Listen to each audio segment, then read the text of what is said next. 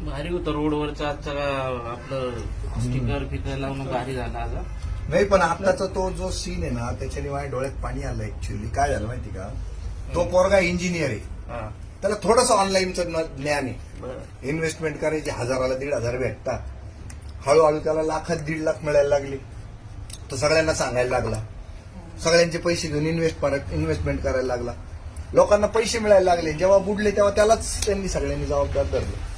आणि आता त्याची इको स्पोर्ट्स नावाची गाडी घेऊन गेला एक जण, कोणी कोठुळे का काय नाव सांगितलं होतं.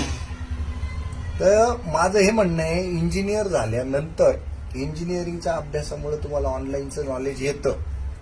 हा बरोबर. तुम्ही M.Com झाले, MBA झाले तर ऑनलाईनचं तुम्हाला ज्ञान येतं. तुम्ही काय करायला जाता की 4 पैसे आपल्याला पण भेटतील बा. आता समजा एकाने तुम्हाला 1.5 लाख रुपये दिले आणि त्याचे तुम्ही 2 लाख करून देता म्हटलं, तुम्ही काय 10,000